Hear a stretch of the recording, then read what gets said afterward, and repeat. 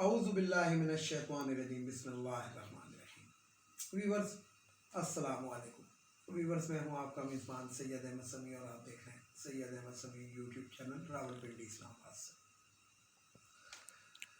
Viewers آج شروع یہاں سے کرتے ہیں جو مری میں ہلاکتیں ہوئیں، گاڑیوں میں لوگ بیٹھے بیٹھے جم گئے۔ تو میں آپ کو بتاؤں کہ میں اپنی ہر ویڈیو میں بتاتا ہوں کہ میرا مطلب راولپنڈی اسلام آباد، یہاں سے مری کوئی زیادہ دور نہیں ہے۔ اچھا، میں آپ کو یہاں پہ یہ بتاؤں کہ میں نے سوشل میڈیا پہ دوسرے کہ جناب انتظامیہ کی غفلت اور حکومت کی نااہلی، حکومت کی فلانا، مطلب اس قسم کی باتیں۔ پہلی بات تو یہ ہے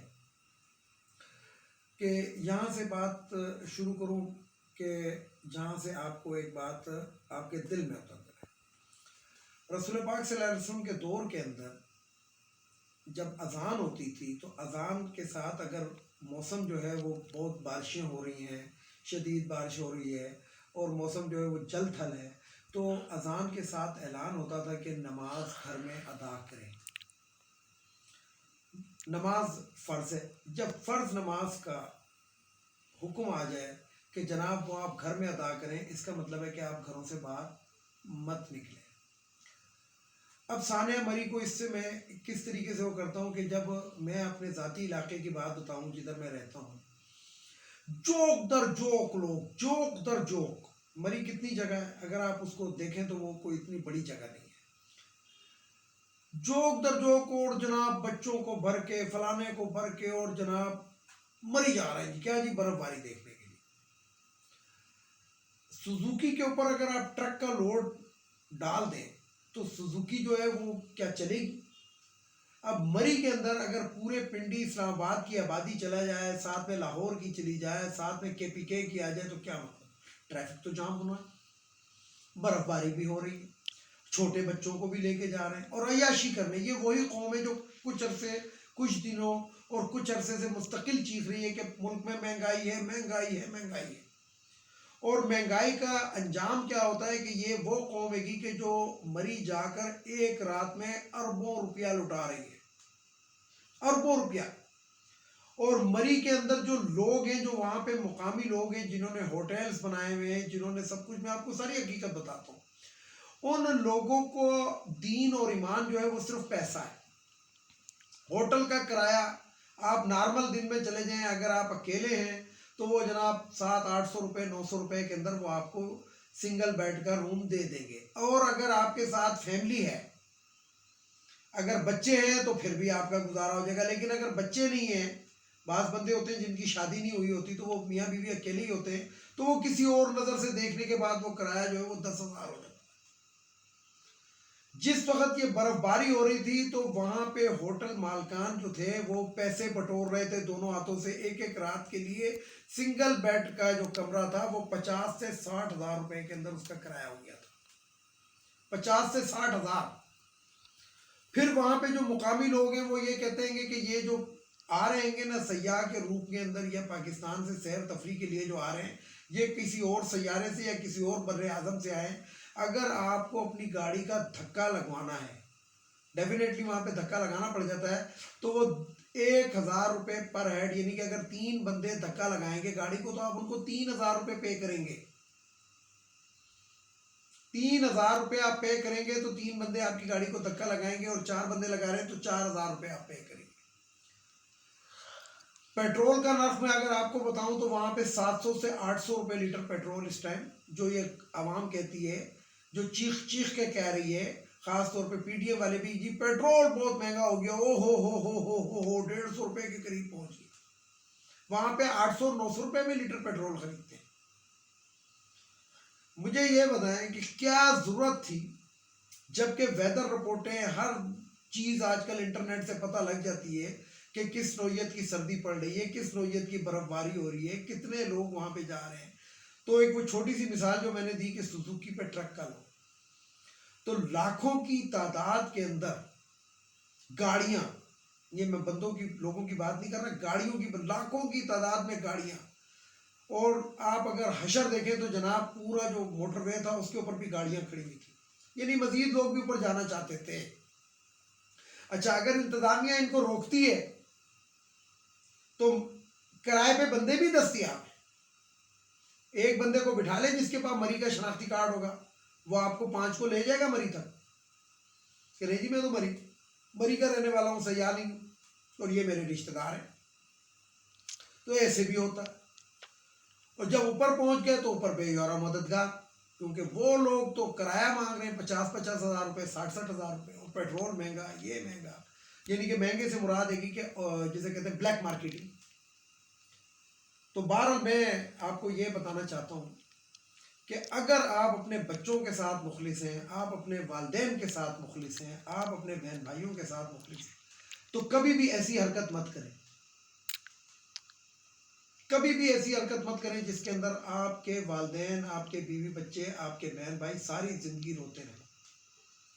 بہت افسوس کے ساتھ ان تصویروں کو دیکھ کے رونا آتا تھا، لیکن رونے کے ساتھ ایک یہ چیز بھی آتی تھی کہ یہ خود اپنے موت کو ان لوگوں نے دعوت دی، اور ان لوگوں نے جو سمجھدار بچے تو بے ضرر ہیں، وہ تو ضد کریں گے۔ اگر بچہ جو ہے وہ ضد کرے گا کہ چائے کی پیالی میں ہاتھی بٹھاؤ تو کیا آپ بٹھائیں گے؟ اسی طریقے سے اگر آپ کا بچہ ضد کر رہا ہے کہ ہم نے مری برف باری دیکھنے جا رہا ہے تو آپ اس کو کسی اور طریقے سے بہلائیں۔ اور بھی بہت علاقے ہیں جدھر برف باری ہوتی ہے، کوئی ایسا مسئلہ نہیں ہے۔ مری کوئی کیا کہتے ہیں کہ کوئی ایسی جگہ نہیں ہے کہ جدھر جا کے گناہ بخشے جائیں گے۔ کسی اور جگہ پہ چلے جائیں، کسی اور جگہ سے ان کو برف باری دکھا دیں، لیکن نہیں مری جانا ہے۔ تو مری، اب آپ لفظ بھی سن لیں مری، اور جو وہاں پہ گئے وہ مری تو گئے، مری جانے والے مر ہی تو گئے ہیں، اور کیا ہو۔ تو بہرحال اللہ تعالیٰ سے میں یہی کہوں گا، مطلب لوگوں سے میں یہی کہوں گا کہ اللہ تعالیٰ ہمیں ایسے عذاب سے اور ایسی موت سے بچائے۔ اللہ تعالیٰ کو انسان نے اشرف المخلوقات پیدا کیا ہے، اور اشرف المخلوقات جو ہوتا ہے وہ تمام فرشتوں کے اوپر اس کو افضل قرار دیا ہے۔ تو آپ اپنی زندگی اور موت کا فیصلہ آپ خود کر سکتے ہیں، آپ اشرف المخلوقات ہیں۔ اس سے زیادہ میں بات نہیں کروں گا۔ اب آتے ہیں ذرا پاک اخوان بارڈر کی طرف۔ سب سے پہلی بات تو یہ کہ 2 دن کے بعد آج میں اپنی ویڈیو ریلیز کر رہا ہوں، کیونکہ میں پشاور گیا ہوا تھا اور میں نے وہاں پہ اپنی ویڈیو ریلیز کرنا کوئی بہتر محسوس نہیں کیا۔ تو بہرحال آپ کو یہ بتاؤں کہ پاک افغان بارڈر کے اوپر اب جو ہے 1-2 جھڑپیں بھی ہوئی ہیں، لیکن پھر میں یہی بات کروں گا کہ جو طالبان، جن کو میں ظالمان کہتا ہوں، یہ جو طالبان ہیں ان کا رویہ دوغلا ہے، اور یہ اب سے نہیں ہے، یہ اس وقت سے ہے کہ جب یہاں پہ رشیا آ کے لڑا، رشیا کی فوجیں آئی ہوئی تھی، روس کی۔ تو جو جسے کہتے ہیں نا کہ آپ کے محلے میں اگر لڑائی ہو جائے تو وہ جو محلے والے ہوتے ہیں وہ کیا کرتے ہیں کہ بچ بچا کی کوشش، یعنی کہ جو انہوں نے دوسرے بندے کو بچانا ہوتا ہے تو وہ کیا کرتے ہیں، وہ خیر ہے خیر ہے خیر ہے، مسئلہ حل کو حل کر لیں گے، لیکن آپ کو بھی ایسا نہیں کرنا چاہیے تھا۔ تو ان کی میں پھر یہی بات کروں گا کہ جو طالبان ہے دوغلی پالیسی کہ ہاں جی ہم یہ کر رہے ہیں وہ کر یہ کچھ بھی نہیں رہے، بیچ میں انہی کا ایک کرندہ بیان دے دیتا ہے کہ آپ بارڈر نہیں لگائیں گے، ہم اس مسئلے کو کسی اور طریقے سے حل۔ بھائی یہ مسئلے کو تم کون ہوتے حل کرنے والے؟ یہ ملک ہمارا ہے، ہم اپنے علاقے کے اندر باڑ لگا رہے ہیں، تمہارے جرات کیا ہے؟ تمہارے ان دہشت گردوں کی جرت کیا ہے کہ وہ ہماری باڑ کو، ہمارے لوگوں کو نقصان پہنچائے، ہمارے فوجیوں کو نقصان پہنچائے؟ تو میرا حکومت سے پھر وہی والا سوال ہے کہ ان کی اتنی جرت کیسے ہوئی؟ دوسرا حل بھی ہے، فوجی حل میں آپ کو بتاتا ہوں۔ فوجی حل یہ ہے کہ جہاں سے باڑ ہے گی، باڑ کے ساتھ 100 میٹر کے اندر بارودی سرنگیں پہ پھر بچھا دیں، باڑ توڑتے ہیں تو توڑیں، پھر آئیں نا اندر۔ یعنی کہ باڑ کے ساتھ جو ایک باڑ لگ رہی ہے، دوسری باڑ بیچ کے اندر جو کانٹا، وہ جو وائر جو وہ کر رہے ہیں اس میں بارودی سرنگیں بھی ڈال دیں، تاکہ کسی ٹرک سے جب کھمبا اڑائیں باڑ کا تو ان کا ٹرک بھی اڑ جائے۔ تو آرمی کو میں کہتا ہوں اور ہماری حکومت کو، کیونکہ آرمی کا تو یہ کام نہیں ہے، آرمی کا تو کام یہ ہے کہ حکومت کا آرڈر کے اوپر تعمیل کرنا، تو حکومت کو چاہیے کہ اس پہ سخت ترین ایکشن لے، اور اس وقت تک جب تک یہ ہماری باڑ کو تسلیم نہ کر لیں اور معافیا نہ مانگ لیں، اس وقت تک میں تو یہ کہتا ہوں کہ بارڈر کو بند کر دینا چاہیے۔ افغانستان کے اندر ایک دانہ گندم کا بھی نہیں جانا چاہیے۔ جو ان کی اوقات ہے ان کو اس اوقات کے اندر لے کے آئے. یہ جو قطر کے اندر جو انہوں نے معاہدہ کیا تھا، وہ قطر کے اندر انہوں نے کیا معاہدہ کیا تھا؟ انہوں نے یہی کہا تھا نا کہ ہم اپنے ملک سے کسی ملک کے اندر دہشت گردی نہیں ہونے دیں گے. تو یہ کیا ہو رہی ہے؟ پاکستان میں کیوں دہشت گردی ہو رہی ہے؟ سر عام ٹی ٹی پی والے جو ہے وہاں پہ ان کو وہ کر رہے ہیں، اسمگلر جو ہیں وہ ان کو سپورٹ کر رہے ہیں، مقامی طالبان کو پیسے لے کے کہ ہاں جی باڑ کو ہٹا دو. کیوں ہٹا دو؟ تو حکومت کو چاہیے کہ اس پہ سخت ترین ایکشن لے، طالبان کو یہ چیز پاور کرائے. ہمیں نہیں جانا، ان کو بلائیں اور ان کو بلا کے یہ چیز کہیں کہ ہم تمہاری خاطر دنیا سے ٹکرا رہے ہیں اور تم ہمارے ساتھ یہ سمجھ رہے ہو، ہمیں یہ سمجھ رہے ہو.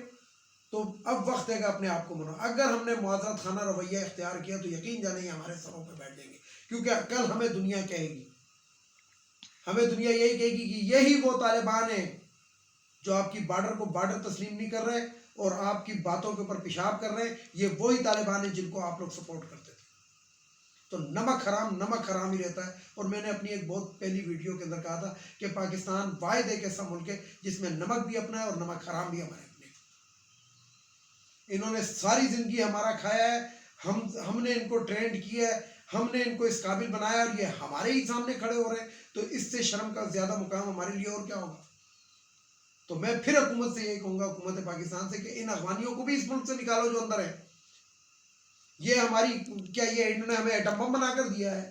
انہوں نے ہماری کوئی ترقی کے اندر ہمارا ہاتھ دے رہے ہیں؟ یہ تو ہم پہ بوجھ ہیں گے. اس لیے ان کو بھی نکالیں اور اس وقت تک ان کی تمام بارڈر کے اوپر جو ان کو روزانہ کی بنیاد پہ آٹا، چینی، چاول، دال، گھی وغیرہ جاتا ہے، اس کو بند کر دینا چاہیے. اس وقت تک بند کر دینا چاہیے. اس بائلر مرغی کو، لائیو اسٹاک کو اس وقت تک بند کر دینا چاہیے جب تک یہ گھٹنوں پر نہ. سخت رویہ اپنانا پڑے گا، کیونکہ اب وہ والی بات نہیں ہے کہ جناب مکہ بھی ان کا اور منہ ہمارا. ایسے نہیں ہو سکتا. ویڈیو کو لائک کریں، شیئر کریں، سبسکرائب کریں، بیل آئیکن کے بٹن کو ضرور دبائیں تاکہ میری نیکسٹ ویڈیو آپ کو مل سکے. اس کے ساتھ اجازت چاہوں گا. اجازت چاہنے سے پہلے میرے روایتی جملے، ایک ان اخوانیوں کو ہمارے ملک سے چلا جانا چاہیے اور حکومت کو چاہیے اس پہ ایکشن لے. یہ کوئی ہمارے ملک کے شہری نہیں ہے. انہوں نے اگر 15 بچے پیدا کیے ہوئے تو یہ ہم ان کو نیشنلٹی نہیں دینی چاہیے اور نہ دیں گے. اور اگر میں آپ کو بتاؤں کہ میں ذاتی طور پہ آپ کو بتا رہا ہوں، اپنی ذات کی بات بتا رہا ہوں، کہ اگر یہ ہوا تو سب سے پہلے سپریم کورٹ میں جاؤں گا کہ ان کو ہم کیوں نیشنلٹی دیں. ہماری مرضی سے انہوں نے بچے پیدا کیے.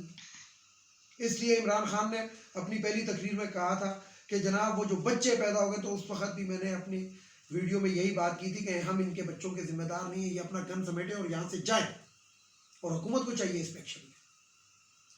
دوسری بات، یہ جو ہمارا ملک ہے بہت غریب ہے. ہم آئی ایم ایف کے آگے ہاتھ پھیلاتے ہیں، ان کے آگے ہاتھ پھیلاتے ہیں، ان کے آگے ہاتھ پھیلا رہے ہیں.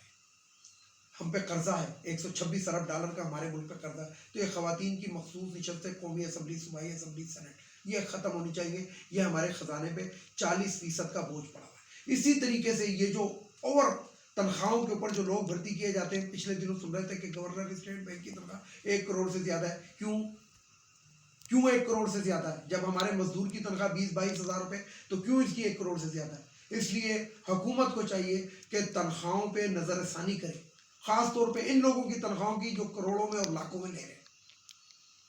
پہلی بات تو یہ ہے کہ میں نے اپنی ایک ویڈیو میں کہا تھا تنخواہوں کا سسٹم ہی غلط ہے کہ 10% اضافہ کر دیا جاتا ہے.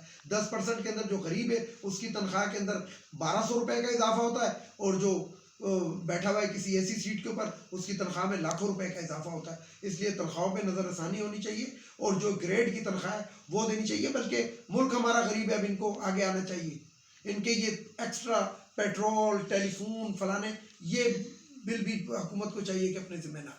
ججز کے، بیوروکریٹس کے، بڑے بڑے افسران کے، یہ جو حکومت بل وغیرہ پے کرتی ہے، نہیں، ان کو تنخواہ ملتی ہے، اس تنخواہ سے اپنے گیس کا بل دیں، ان کا پیٹرول، ہزاروں لیٹر پیٹرول بھی مفت لیتے ہیں، ٹیلی فون کا بل بھی لیتے ہیں، گیس کا بل بھی لیتے ہیں، بجلی کا بل بھی لیتے ہیں. اور کرتے کیا ہیں؟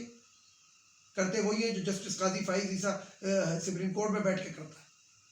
اور تیسرے نمبر پہ اس بھگوڑے کو واپس آنا چاہیے جو ملک کا خیر خواہ بن رہا تھا. اور سب سے آخر میں بات یہی کروں گا کہ ہماری عدالتوں کا کام ہے ان چیزوں کو دیکھنا.